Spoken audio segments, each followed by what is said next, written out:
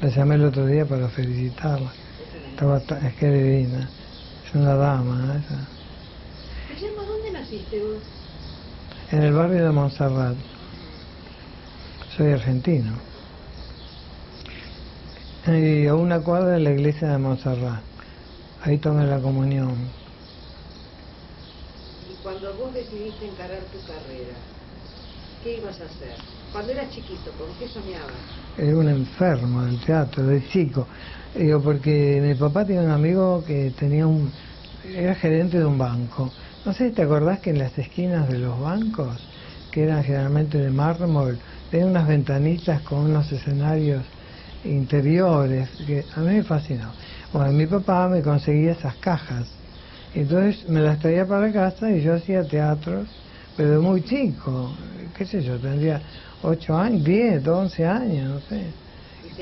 Y ya hacía los decorados, los muñecos, interpretaba todos los personajes, tenía una vitrola. ¿Te acuerdas esa vitrola que tenía mi hermano, una vitrola? Así que hacía todos los personajes, los muñecos los movía, unos títeres como si fueran recortados, ¿no? ¿Y tenías hermanos, Guillermo, con el cual compartías eso? No, es decir, mi hermano tenía una biblioteca ahí en el barrio, ¿no? Que se llamaba Domingo Faustino Sarmiento. Entonces, él tenía todo, era muy ordenado, todo numerado y facilitaba libros para todos los chicos del barrio, ¿no? Y yo lo ayudaba.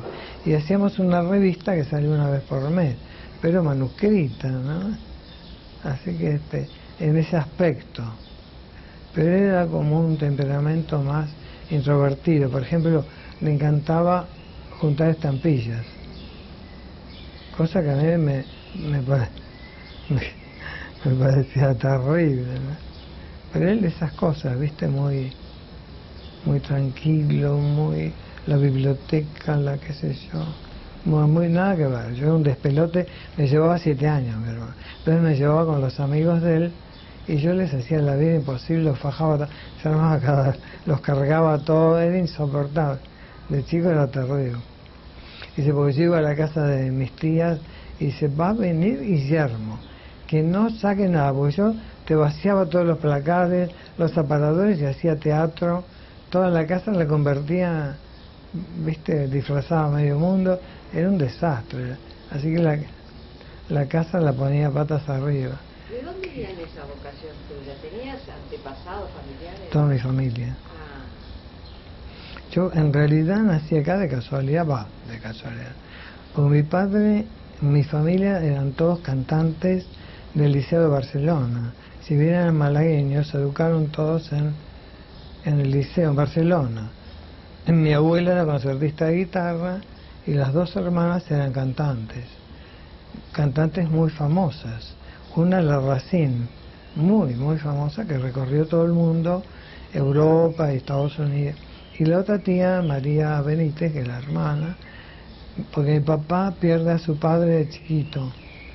Mi abuelo Miguel de la Torre tenía una escuela de caballos de equitación árabes.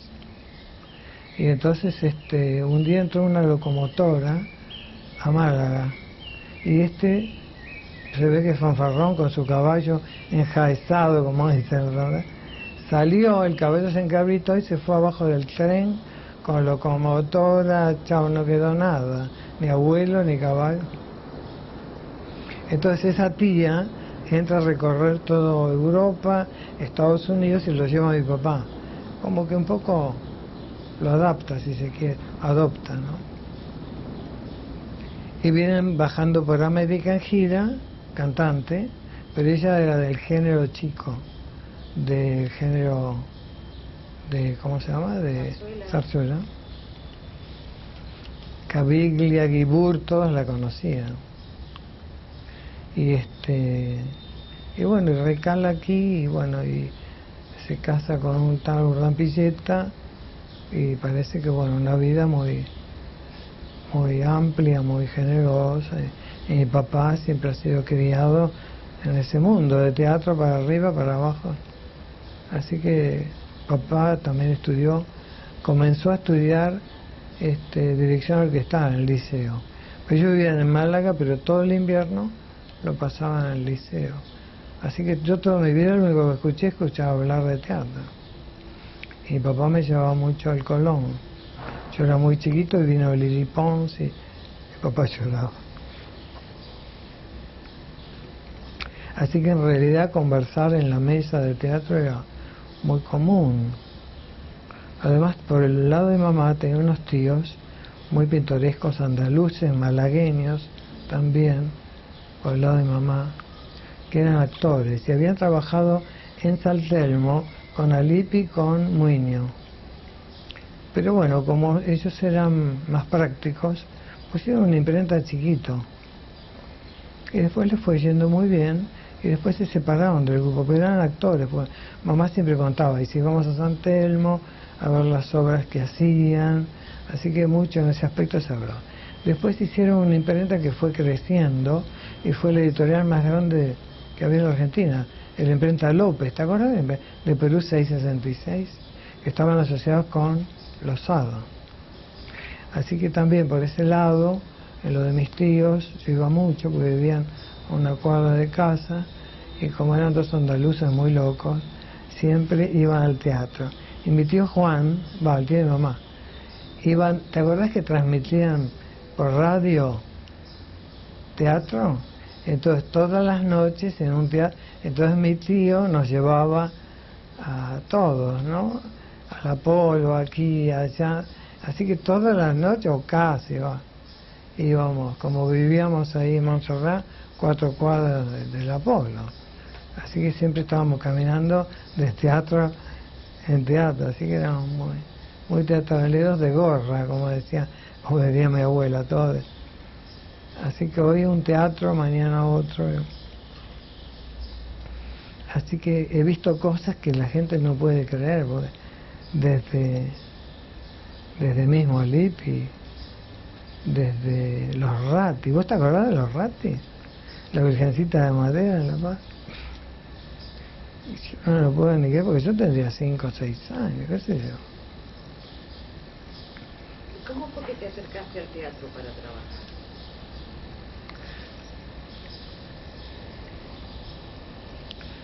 En realidad hubo varias coincidencias en el sentido de que yo quería estudiar teatro y escenografía, para lo cual estaba yo haciendo la conscripción e ingresé a la Escuela Superior de Bellas Artes Ernesto de la Cárcova.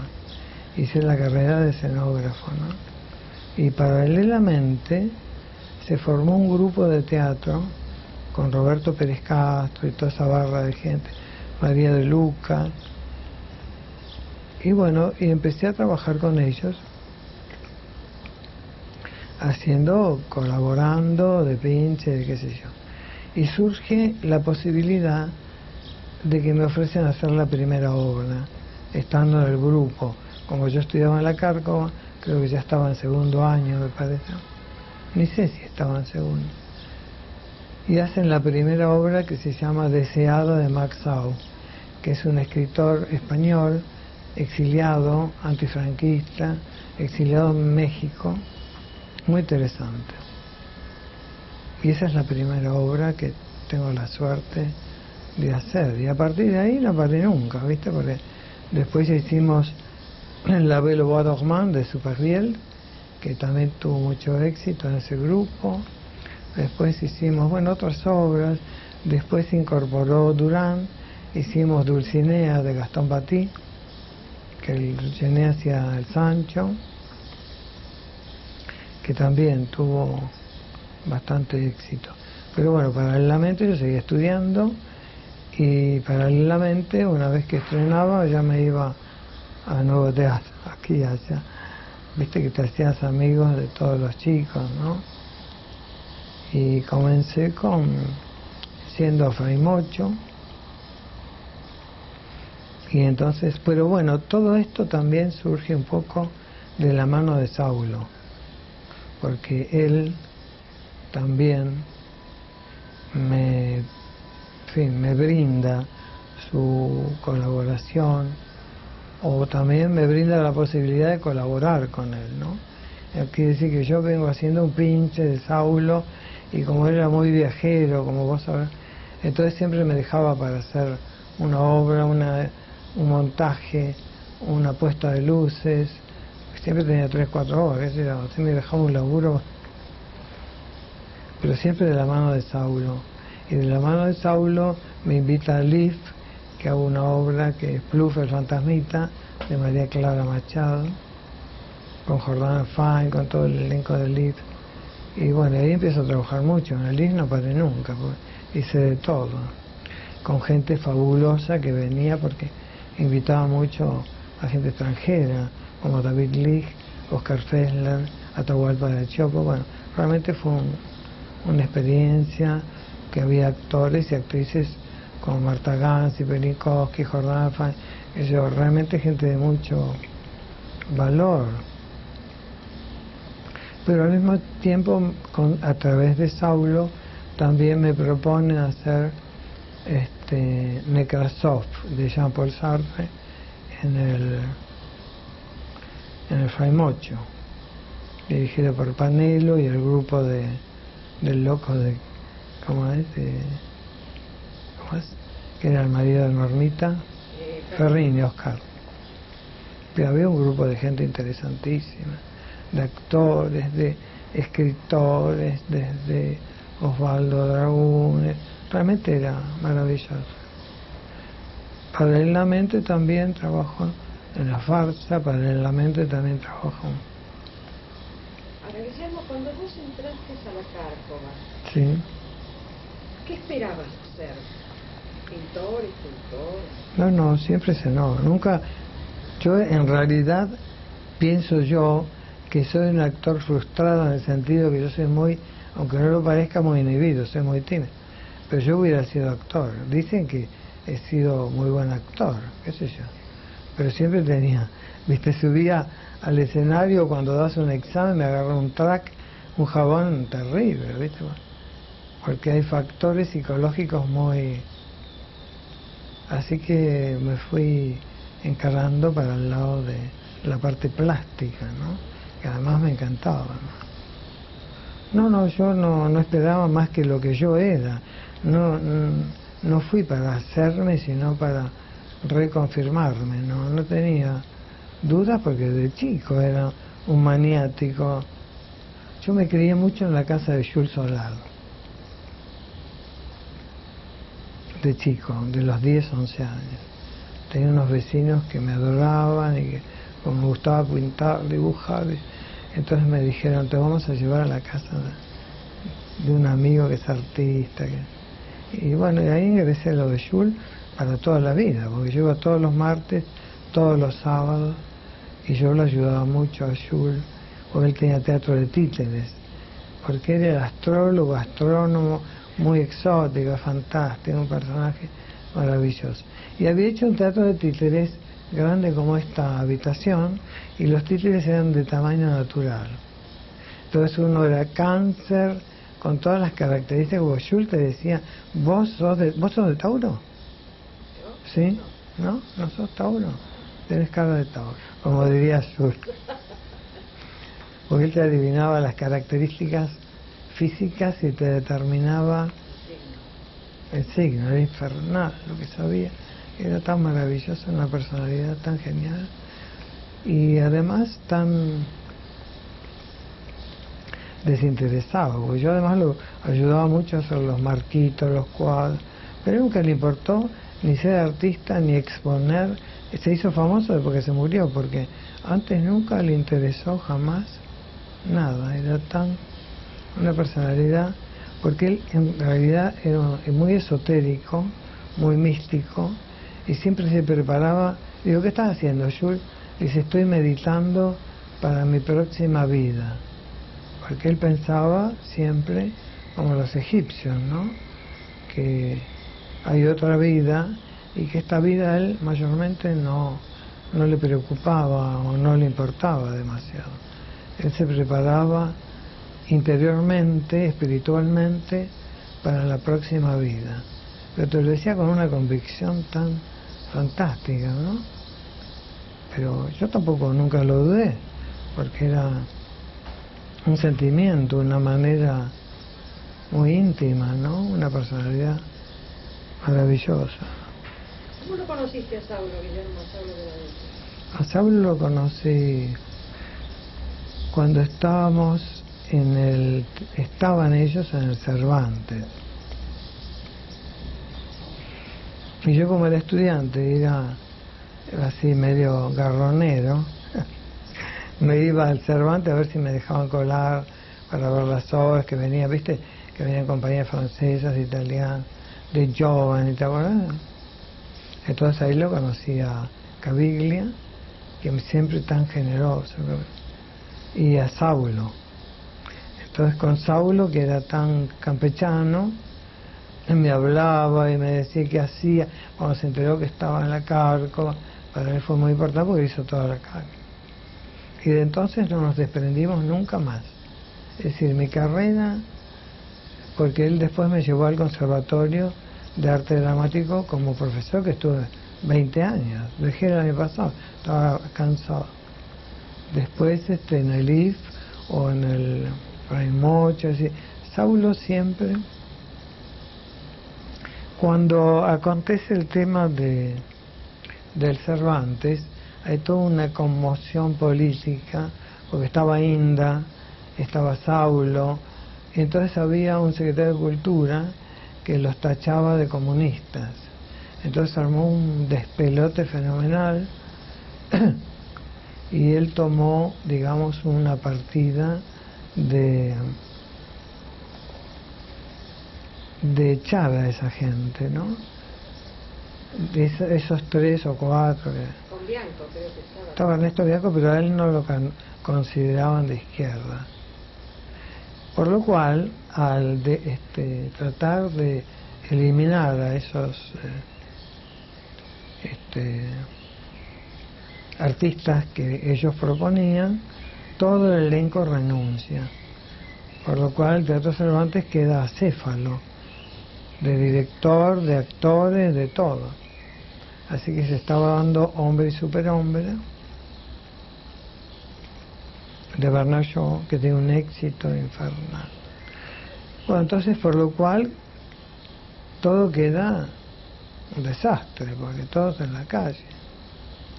Caviglia, que era tan entusiasta, Saulo, yo también, estuvimos como buscando lugares para formar el elenco en forma independiente.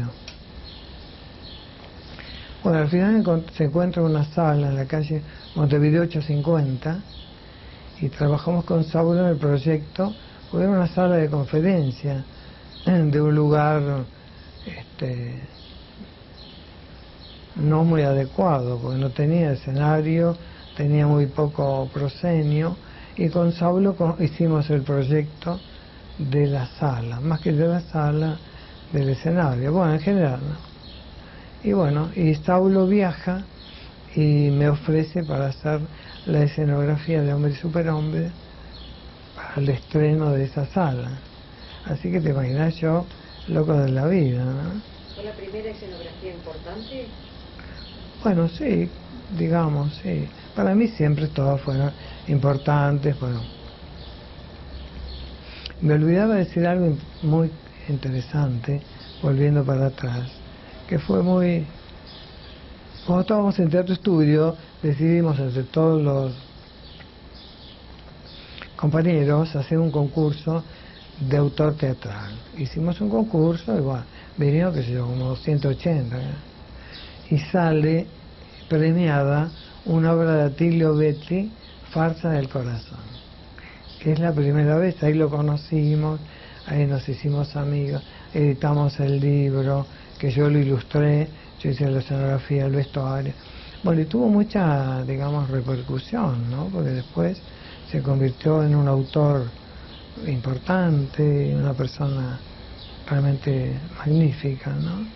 Así que, bueno, eso es un punto que me olvidé de comentar de Teatro Estudio, que fue tan interesante, ¿no? Eran como semilleros, ¿no, Guillermo? Todas esas. ¿En qué año estamos hablando de Teatro Estudio?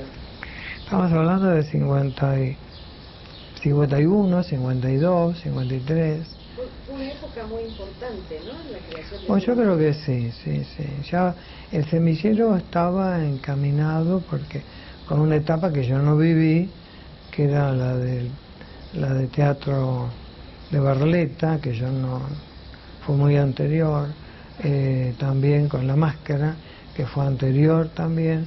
Yo vengo a entroncarme con, digamos, con Fray Mocho, con Nuevo Teatro. Con Nuevo Teatro hicimos también el estreno de la sala del Teatro Apolo, que también trabajamos con el proyecto con Saulo, lo que era el antiguo Apolo, ¿no?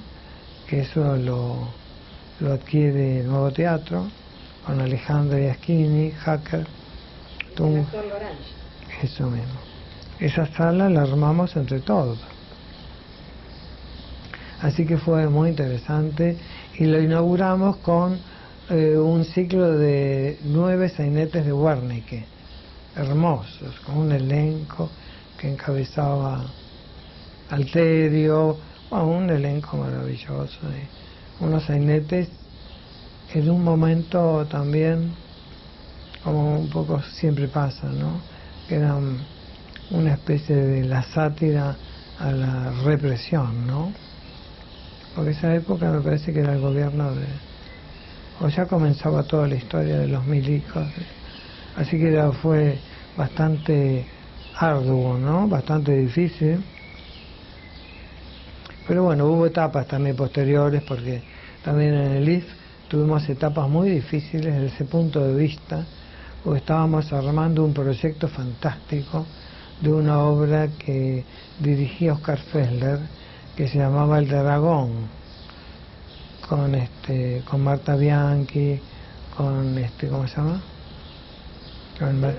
Con Brandoni, fue un elenco maravilloso. Y 3 días antes del estreno, después de 4 meses de ensayo, viene la excomunica de que tenemos que irnos todos, como dicen los tan, del país.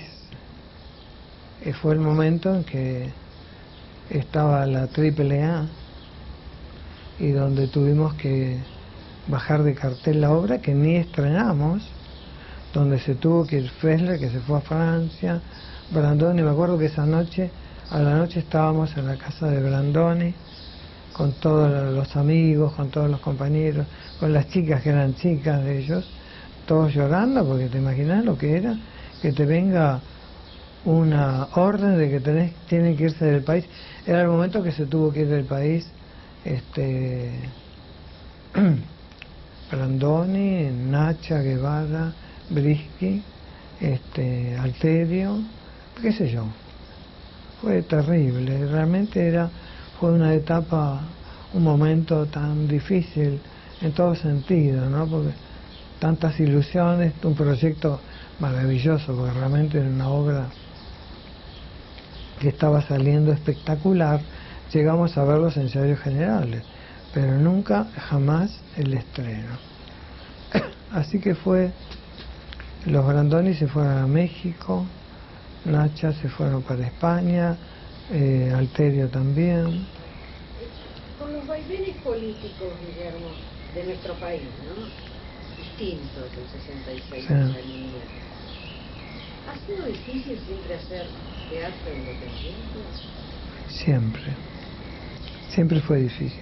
Por H o por B siempre venía una orden que te cerraban, que esto no era porque algún motivo, porque era en contra de los principios.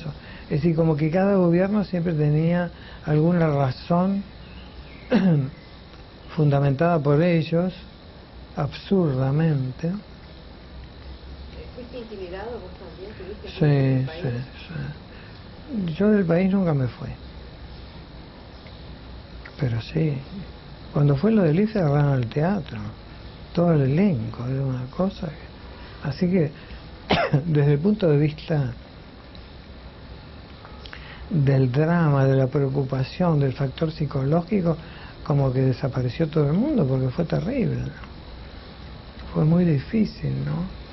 Sí, yo viajé al interior, tuve un tiempo fuera out, ¿no? Pero fue muy tremendo, ¿no? ¿Cómo fue volver, Guillermo, y retomar? ¿Qué te dio la tranquilidad? ¿El cambio de gobierno? Y había factores como que, digamos que posiblemente, en cierta medida, a veces el actor está más comprometido, si se quiere. La tarea del escenógrafo o de un músico, por decir así, de repente es un poco más neutra, más ajena al conflicto, es menos representativa desde el punto de vista ideológico, ¿no? Es decir, a través del lenguaje plástico es más, podríamos decir, más inofensivo, si se quiere, a pesar que eso no tiene nada que ver, ¿no? Pero como que creo que se pierden ciertos aspectos, se pierden un poco más en la neblina del tiempo, ¿no? Posiblemente no estás tan señalado, ¿no? Saulo tampoco nunca se fue del país y siempre estaba marcado por un problema ideológico. Pero bueno, eso sería un largo tema de hablar, porque en realidad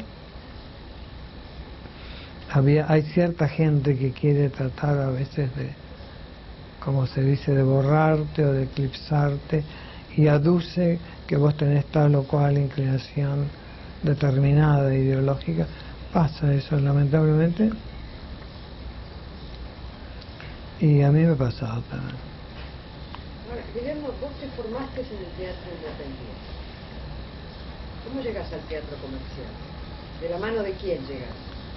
Bueno, el teatro comercial, como te decía, digamos que un paso importante fue el de gente de teatro asociada, que fue esa experiencia con Caviglia, Milagros de la Vega, Ernesto Bianco, Indra Ledesma, bueno, Saulo Benavente, Jorge Rivera López, Alicia Bardaxaga, Carlos Cadela, un elenco realmente maravilloso. Bueno, eso, después yo hice varias obras con ese grupo, desde todo punto de vista, pues hicimos Querido Mentiroso, con Bianco e Inda, que tuvimos un éxito de terror, recorrimos todo el país, fue realmente muy lindo.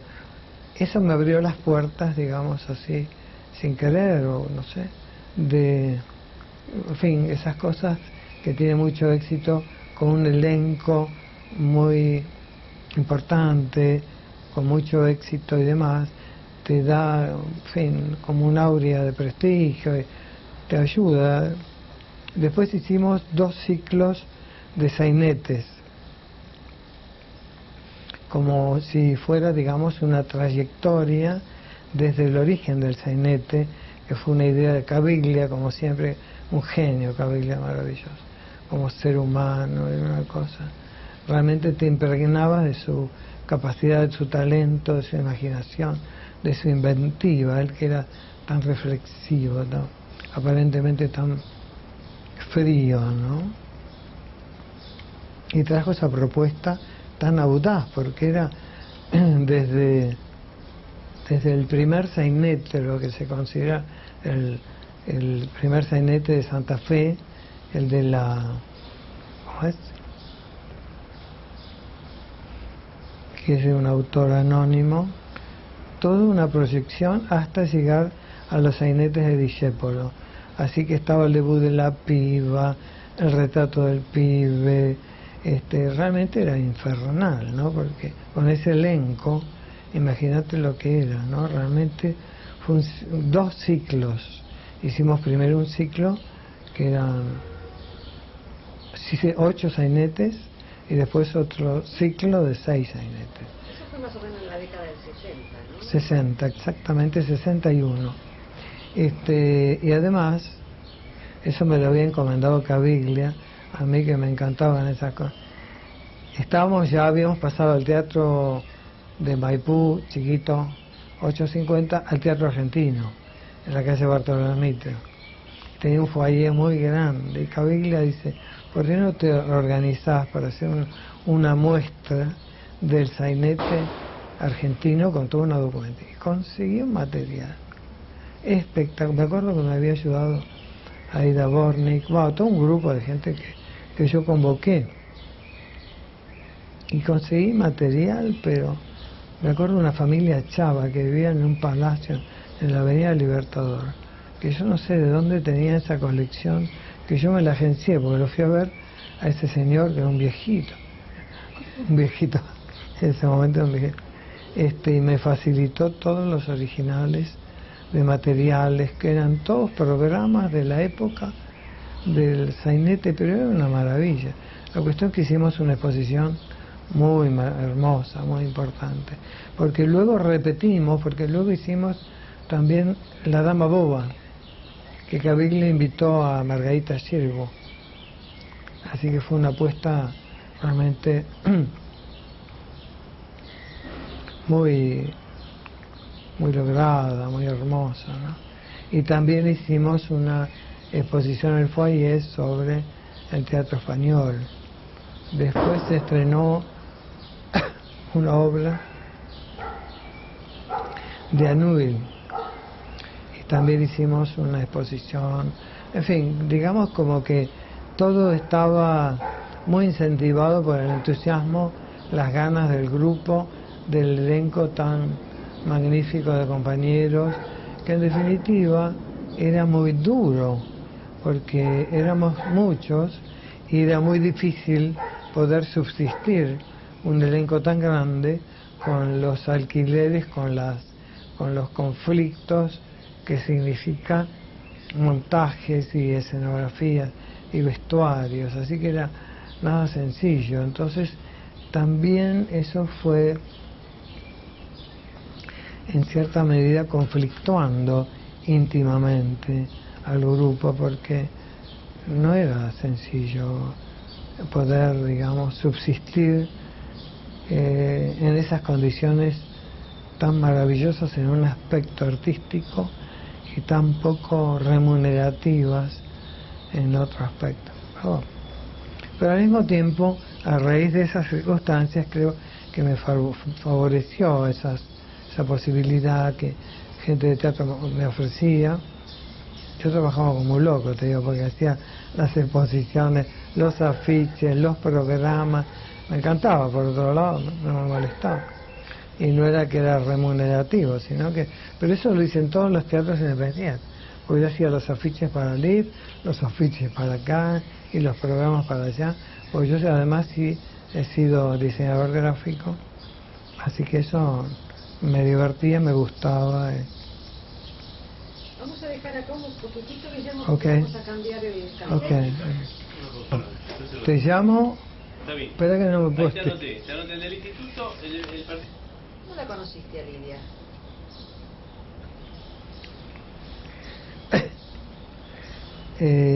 Yo en realidad, como podrás suponer, no vivía del teatro porque nunca le veías un mango.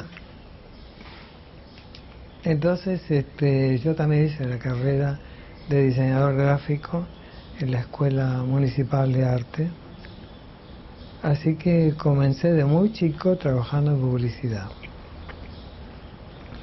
Por lo cual yo estudiaba a la mañana, trabajaba a la tarde y de noche andaba por ahí por los teatros, al 2, 3, 4 de la mañana. Quiere decir que yo vivía de mi trabajo, pero el trabajo más bien tenía características más de diseño, de gráfica, de publicidad, y además también era una época en que había muchos concursos de pósters, ¿no? Entonces yo donde había un concurso ahí me metía. Y debo tener, no sé, la cantidad de premios. Y ese entonces daban monedas de oro, ¿cómo se dice? Medallas de oro. Y después estaba una institución que era el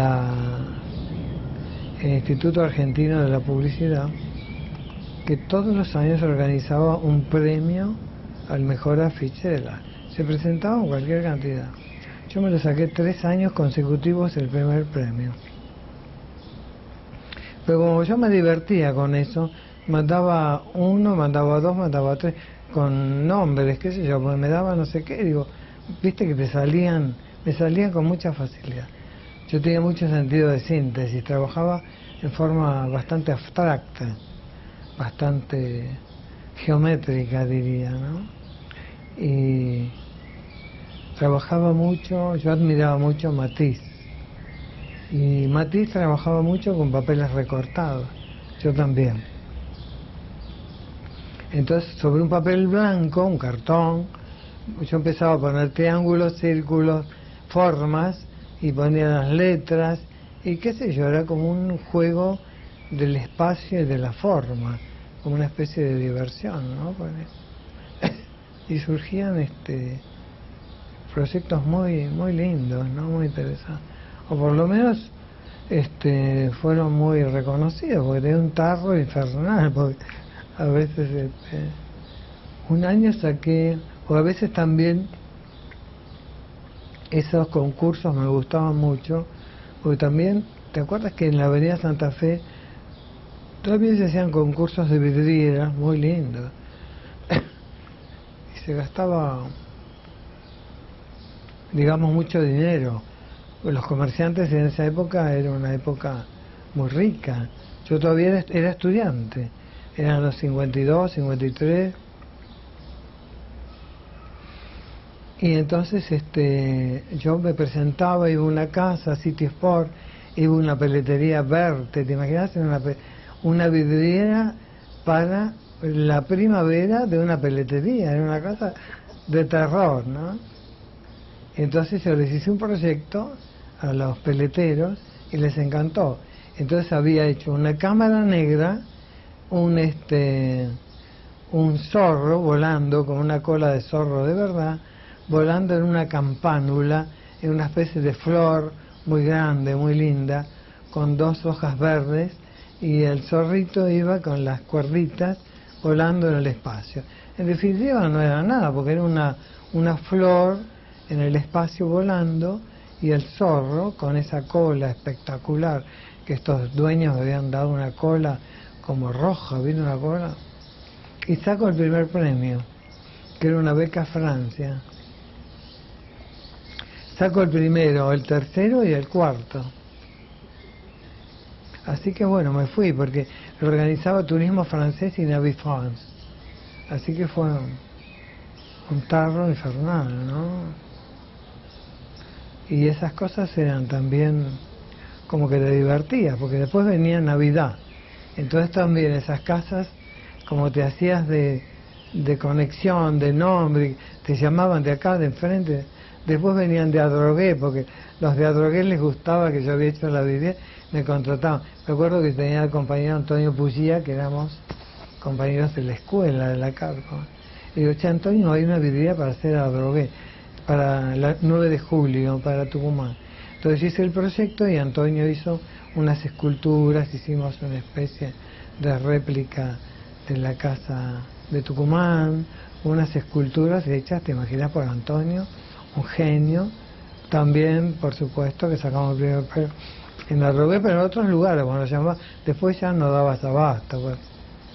Pero te divertías, porque ibas a Adrogué y allá te atendían cuando llegabas como si fuera, qué sé yo qué, te preparaban la cena, la comida, el desayuno, porque nos quedábamos trabajando 2 días, 3 días, que son trabajos grandes, ¿no? No eran... Pero bueno, esas empresas, en realidad, si te gratificaban, te pagaban muy bien, mucho más que un teatro, o te pagaban por un teatro. En general nunca uno lo hacía por la vocación fantástica que uno tenía, pero en realidad en teatro, salvo cuando comienza un poco después toda esa etapa llamada más comercial, ¿no? Que bueno. ¿Cómo la conociste a Lidia en eso? ¿Dónde la conociste? Eso te iba a contar. Eso estaba hablando porque yo era director de arte de Ricardo de Luca, Publicidad TAM, que era una agencia la más grande, y era director general. Yo entré como dibujante, a los 6 meses era director. Pero era una tarea muy demoledora, porque tenía 60 personas, amigo. Era terrible. Por ahí tenías que trabajar sábado, domingo, y bueno, pero yo me organizaba de tal manera que, digo, con tales condiciones, porque yo tenía que tener un tocadisco donde ponía todas las comedias musicales, donde escuchaba, ¿viste? Realmente que tenía que estar muy estimulado, no solamente yo, sino toda la gente que trabajaba conmigo, ¿no? Es decir, como que podíamos pedir todos los almuerzos a tal lugar y de tal manera, y con sonido, con música, y la gente realmente estábamos todos muy estimulados, ¿no? Pero bueno, llegó un momento, creo que estuve 3 años, que terminé hecho un cadáver, porque las empresas de publicidad son unos negreros explotadores, te dejan, pero para reventarme a mí no es fácil. Así todo. Y Pepe Soriano era muy amigo mío, y habíamos formado un grupo de teatro, y él tenía 2 amigos que tenían para formar una agencia de publicidad. Y entonces, venía todos los días a hincharme, me parece tan pesado, Pepe, tan divino, tan amigo, nos divertíamos tanto con Pepe. Y siempre la vida está el minuto fatal, o el momento, ¿viste?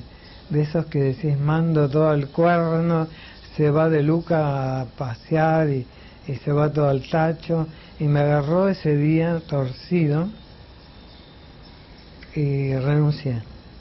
Y formamos la empresa con Pepe y Alessandro, y bueno, nos divertimos mucho, pero bueno, ellos no manchaban mucho, así que en cierta forma recaía mucho sobre mi persona. Es decir, ¿Cómo se llamaba la agencia?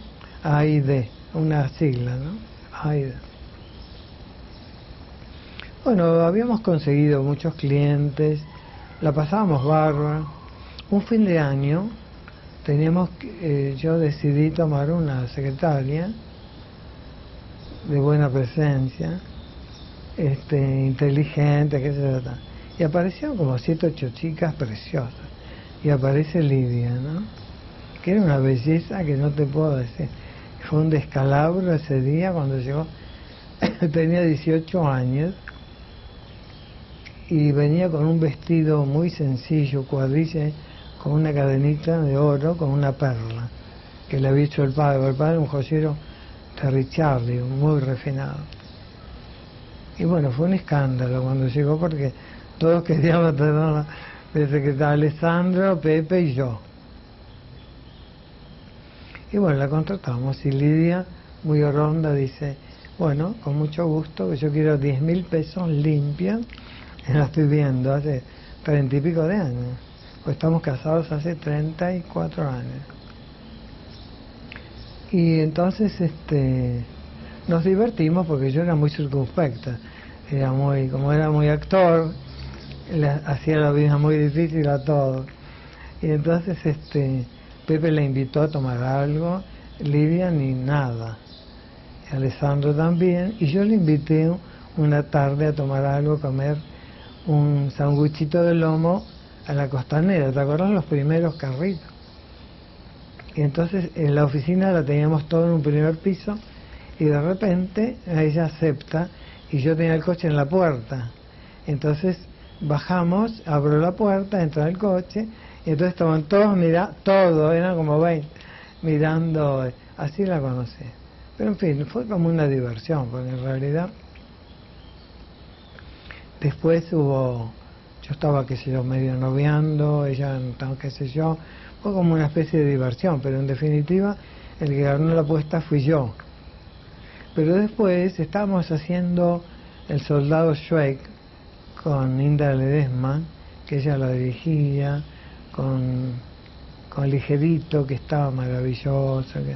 Y como Inda es muy particular, muy empecinada, era una obra muy difícil que tenía como 18 cambios complicadísimos en el IF, con el giratorio, aparecían tanques de la guerra, nevaba, de todo, era una cosa. Y pasaron, ¿qué te diría? 2 días, 3 días, Inda empecinada en que vamos a estrenar. Inda, no vamos a llegar porque es imposible, falta esto, falta el otro, ay no, porque tú sabes, viste que Inda habla de tú, y no sé qué, y qué sé yo. Entonces al final, una madrugada, a las 4:30 o 5 de la mañana, que amanecía, me dice, tienes razón, no llegamos. Yo la mandé, ¿sabes a dónde, no? Me fui, agarré el coche, me voy para casa, pero claro, yo estaba más dormido más muerto que vivo. Me duermo, pego un cabezazo y me como un árbol. Rompí con el pecho todo el volante, nunca me había pasado una cosa así, gracias a esta piantada. Por supuesto que vino la ambulancia, yo ni me enteré de nada, me llevaron ahí a, ¿cómo se llama? El de la calle Córdoba, al hospital. ¿De la calle Córdoba? Córdoba, sí, está en la Facultad de Medicina. Ah, el hospital de clínicas. Clínicas, ahí me llevan. Sí, un segundo.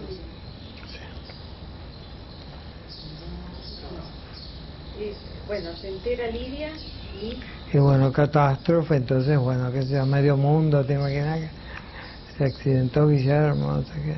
Y me vine a ver y bueno, reanudamos también mucho la amistad. Yo estuve en cama bastante tiempo, en fin. Así que bueno, y ahí retomamos nuestra amistad. Ella me hacía medias lunas al glacé con almendras. Siempre cocinó extraordinario. Cuando te iniciaste, cuando pasaste al teatro comercial con esto del teatro argentino, ¿qué pasó después? Bueno, el comercial era como una lluvia de posibilidades que tenía, y también de posibilidades y de competencia, porque de repente estaba haciendo Gigi con Sergio Renán y Soledad Silveira con China en el Teatro Lola Membrives, y en el Liceo estaba haciendo Doña Rosita la Soltera, que dirigía Cecilio Madrés con Telma y Eva Franco, un elenco espectacular. Entonces también era como esa superposición, tenía otra puesta más también, y entonces Cecilio, que se ponía muy celoso, dice, claro, dice, vos te dedicás todo a Sergio y a mí me desonda. Es una historia divertida porque vos te reís, porque yo en ese sentido siempre he sido muy organizado y muy profesional, así que es muy difícil que yo tome un compromiso a sabiendas de que no puedo cumplir con el otro, ¿no? Porque de repente todo eso de todas maneras generó una suerte de situaciones entre profesionales divertidas, un poco conflictivas también a veces, pero bueno, de todas maneras eso genera, como se dice, la crisis de crecimiento. Quiere decir que de repente estás, digamos, haciendo 5, 6, 7, 8, 9 producciones o más en el año,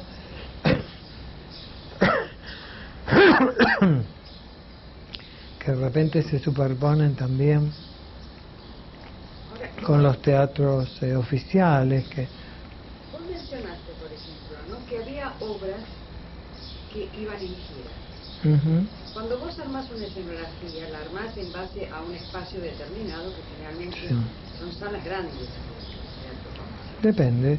Por ejemplo, con Doña Rosita recorrimos todo el país íntegro, pero el liceo es una sala chica. Así Lo que apunto es a esto, es decir, se puede llevar el vestuario, pueden viajar los actores. ¿Qué pasa con la escenografía cuando uno sale a distintos espacios, ¿no?, a distintos escenarios? Y bueno, tenés que adecuarte, armarlo, pero planificarlo previamente. Por lo general es bueno tener, no sé, con China hicimos una margarita para Mercedes y recorrimos muchísimo todo el país. Entonces China, que es tan divertida, tan loca, íbamos a Corrientes, y digo, ¿dónde vas? Porque ella de repente termina la función un domingo y cacha el coche y se va, me voy a Santa Fe, dice. ¿Y hasta ahora vas a ir sola? Digo, China, ¿estás loca? Ah, sí, porque me dijeron que hay un lugar ahí, un spa, no sé qué, que se iba. Pero bueno, como que uno tiene que tratar de resolver esos problemas, porque las funciones en gira usualmente suelen ser, supongamos, jueves, viernes, sábado y domingo, o viernes, sábado y domingo. Quiere decir que los técnicos y los escenógrafos y los luminotécnicos tenemos en cierta forma lunes, martes, miércoles, porque el domingo termina la función en Corrientes, hay que desarmar todo, tienen que montarlo todos los camiones y llegar los tiempos como para que el desarme, la gira, el recorrido, y luego bajar todo y volver a armar en cada lugar. Pero previamente, generalmente tenés los escenarios, porque hay escenarios como el Vega de Corrientes, es un teatro precioso, pero el escenario es más bien chico, entonces se adecúa de una manera distinta.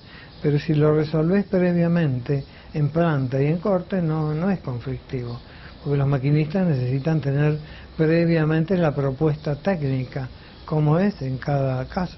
No pueden hacerlo a criterio de ellos, ad libitum, que te hacen unos desastres. Ahora, Guillermo, cuando uno encara una ópera, ¿difiere mucho del teatro de prosa? Es decir, ¿la música entra a jugar en la escenografía? Bueno, yo entiendo que sí, pero de todas maneras, lo que pasa es que la ópera remitida al concepto de nuestro teatro es el Teatro Colón. Lo que pasa es que la dimensión de Colón es tan monumental, tan gigante, todo, que no es sencillo tener el dominio del espacio en semejante dimensión. Es como que no cualquiera lo puede lograr, no es fácil. Es difícil más en ese aspecto. Es como que cambias de dimensión. Estás en el liceo, estás en el Ateneo y vas al Colón y 8 veces más grande. Es una cosa.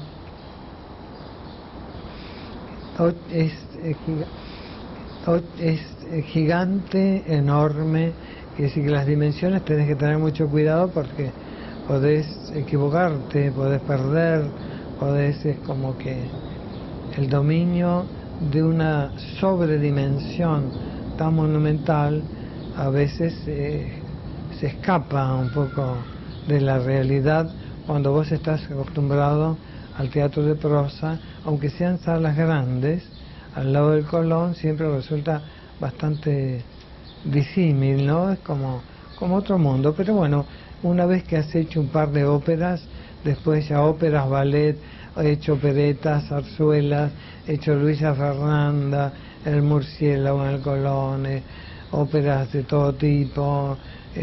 Bueno, este año estrené El rapto en el serrallo de Mozart y Don Juan, el maestro Zorzi, que es una obra de Marechal muy hermosa, muy linda, muy linda. Ahora, yo sé que por la vocación y por la pasión que volcás, es difícil por ahí distinguir, pero ¿hay algún proyecto, Guillermo, que te gustó hacer muchísimo?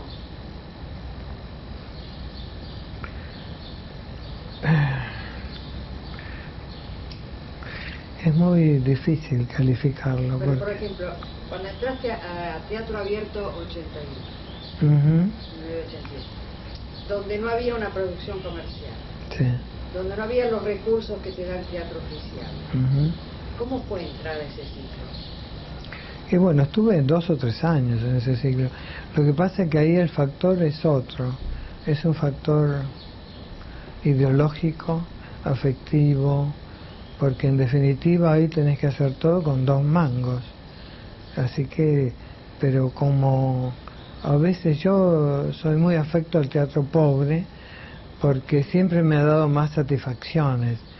En una oportunidad hicimos una obra que se llama La Cocina, de Arnold Wesker, que estuvimos 6 años a sala llena, que el día del estreno digo, qué desastre, qué calamidad. Y la habíamos armado en una cooperativa que nadie tenía 10 centavos, porque todos llevamos un cucharón de no sé dónde, una cacerola que robamos a no sé quién. Quiero decir que fue una producción hecha con nada, con muy poco costo. y sin embargo redituó mucho en tantos años, porque el teatro es como una paradoja, es muy difícil saber qué es lo que va a ocurrir, porque cuando vos te jugás que es el éxito total, monumental, catástrofe, no van ni los perros, o te hacen críticas maravillosas, tampoco va nadie, o te hacen críticas a veces, en fin, que hoy, chao, nos mataron, y se llena, qué sé yo. Lo de la cocina fue todo muy exitoso. A veces se dan esas circunstancias, pero yo lo vi el día del ensayo general y me pareció, todos estábamos tan deprimidos, digo, qué desastre. Y al otro día, que fue el día del estreno, tiraban todo por el aire, fue tan brillante, tan exitoso. Es inexplicable, es un misterio tan insondable, como que no podés decir. Después transcurre el tiempo y fuimos con la cocina hasta la sopa, porque nos echaban de todos los teatros y que íbamos que a una sala de Corrientes, a otra de acá, al Globo, al Ateneo, a todos lados. Y después fuimos al interior, que Rosario, que Paraná, que Santa Fe, años, que estábamos hartos ya de la cocina. El decorado estaba hecho bolsa. Pero eso, en su esencia, hace de que es un fenómeno que te impacta tanto, porque son esas experiencias imborrables, porque además en cada lugar que iba a ser una ovación. Hay obras que realmente han sido hitos en el factor íntimo. La experiencia de Gente de Teatro Asociado para mí fue tan grande porque era la comunión de ese núcleo de gente, de ese nivel, de esa calidad de gente, ¿no?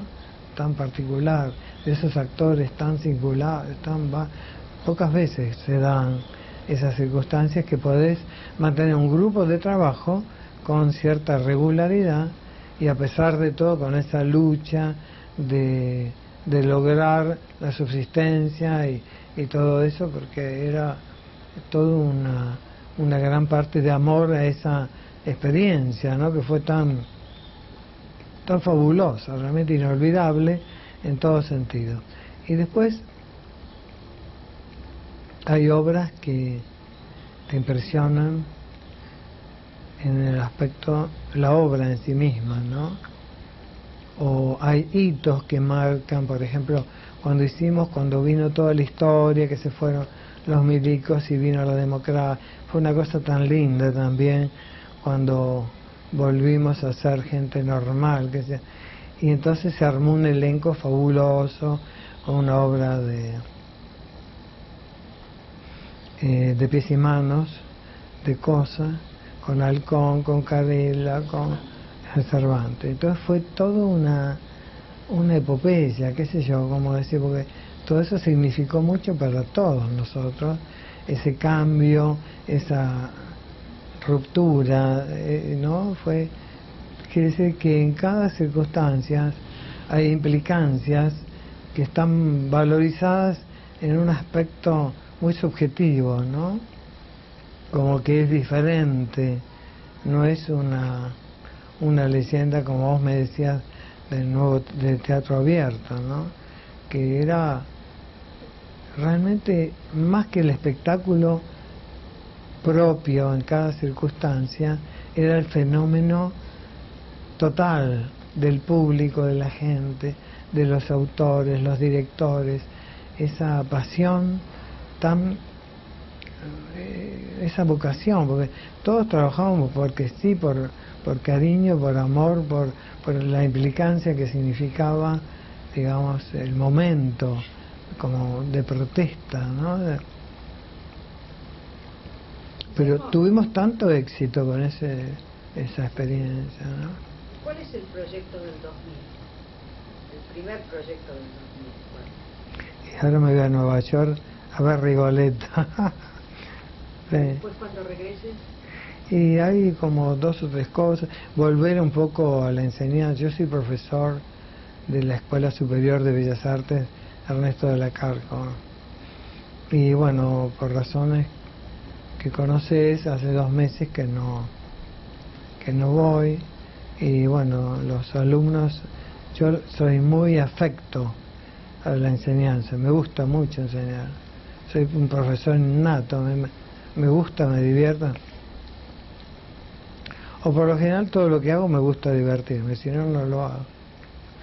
Y en la Córcova realmente tengo muchos alumnos que estudian escenografía, que además tienen en fin, el valor que es la escuela donde yo estudié, donde yo me inicié, que es una escuela maravillosa, y que a pesar que la enseñanza en nuestro país ha declinado tanto y es tan defectuosa, y nosotros teníamos tantas prerrogativas porque toda la escuela era fabulosa, nos daban los materiales, las pinturas, los cartones, qué sé yo, era todo un regalo superlativo. Y hoy realmente para los chicos es muy sacrificado, para los profesores también. Viste que la enseñanza en nuestro país está muy mal compensada, pero bueno, eso a mí me gusta mucho. Como he sido profesor, como te volví a repetir, a través de Saulo en el conservatorio, estuve casi, me parece que 20 años, 19, y ya el año pasado se me hacía un poco pesado, porque con Saulo lo pasábamos muy bien. Después fui profesor en la Biblioteca Nacional, pues yo además soy profesor de Historia del Arte. La llamé el otro día para felicitarla, es que es divina, es una dama, ¿no? Guillermo, ¿dónde naciste vos? En el barrio de Montserrat. Soy argentino. Y a una cuadra de la iglesia de Montserrat. Ahí tomé la comunión. Y cuando vos decidiste encarar tu carrera, ¿qué ibas a hacer? Cuando eras chiquito, ¿con qué soñabas? Era un enfermo del teatro, de chico. Digo, porque mi papá tenía un amigo que era gerente de un banco. No sé si te acordás que en las esquinas de los bancos, que eran generalmente de mármol, tenía unas ventanitas con unos escenarios interiores, que a mí me fascinó. Bueno, mi papá me conseguía esas cajas, entonces me las traía para casa y yo hacía teatros, pero de muy chico, qué sé yo, tendría 8 años, 10, 11 años, no sé. Y ya hacía los decorados, los muñecos, interpretaba todos los personajes, tenía una vitrola. ¿Te acuerdas la vitrola que tenía mi hermano, una vitrola?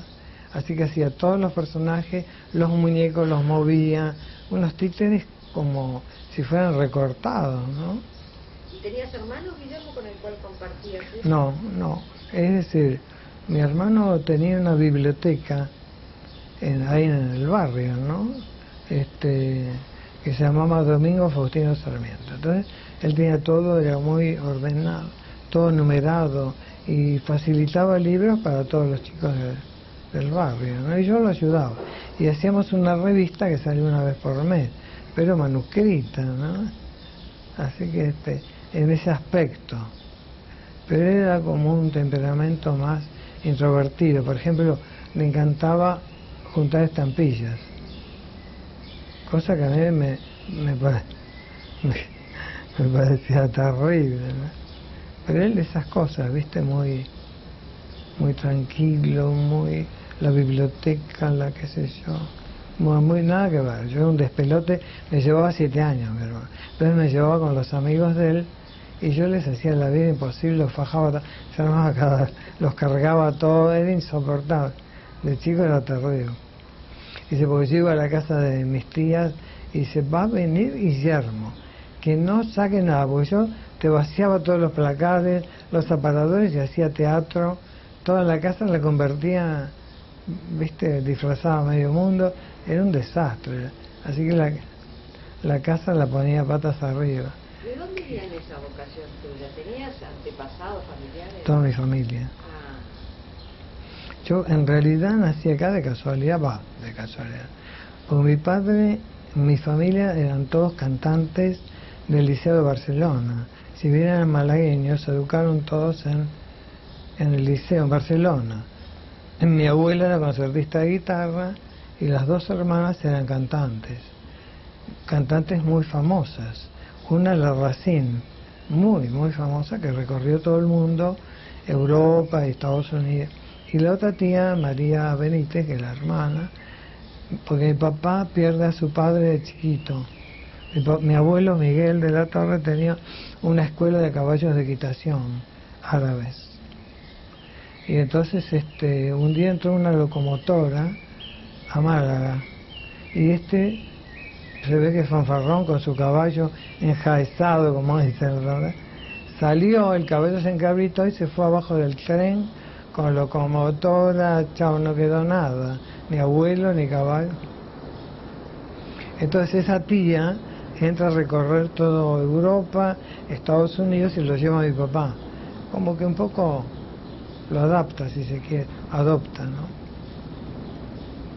Y vienen bajando por América en gira, cantante, pero ella era del género chico, del género de, ¿cómo se llama? De zarzuela. Caviglia, Guibur, todos la conocían.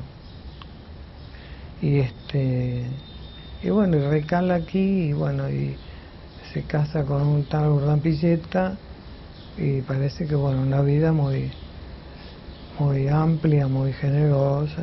Y mi papá siempre ha sido criado en ese mundo, de teatro para arriba, para abajo. Así que papá también comenzó a estudiar dirección orquestal en el liceo. Pues yo vivía en Málaga, pero todo el invierno lo pasaba en el liceo. Así que yo toda mi vida lo único que escuchaba hablar de teatro. Y mi papá me llevaba mucho en teatro, así que éramos muy teatraleros de gorra, como decía mi abuela, todo. Así que hoy un teatro, mañana otro. Así que he visto cosas que la gente no puede creer, porque desde mismo Lippi, desde los Ratti. ¿Vos te acordás de los Ratti? La Virgencita de Madera en La Paz. Yo no lo puedo ni creer porque yo tendría 5 o 6 años, qué sé yo. ¿Cómo fue que te acercaste al teatro para trabajar?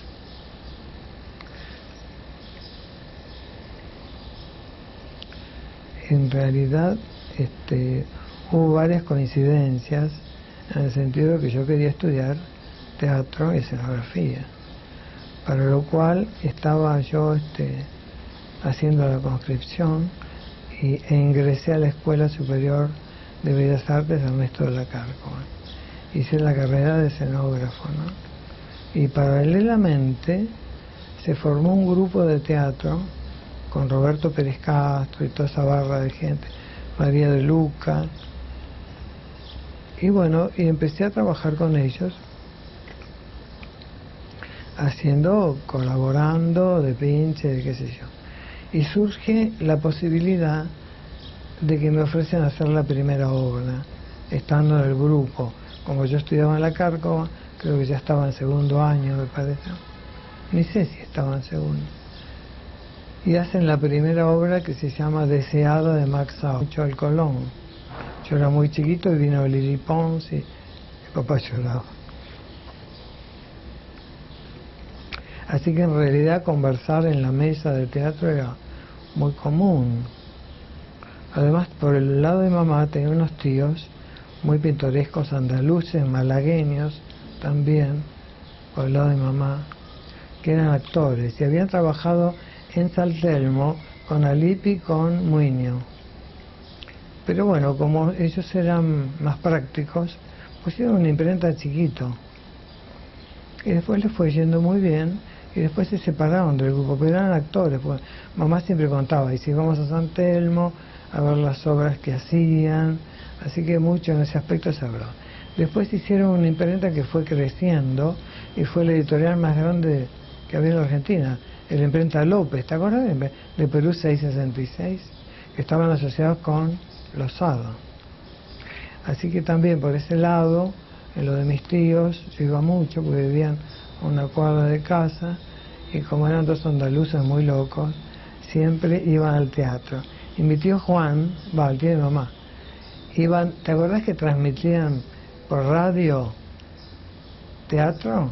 Entonces todas las noches en un teatro, entonces mi tío nos llevaba a todos, ¿no? Al Apolo, aquí, allá, así que todas las noches, o casi, íbamos, como vivíamos ahí en Montserrat, 4 cuadras del Apolo. Así que siempre estábamos caminando del teatro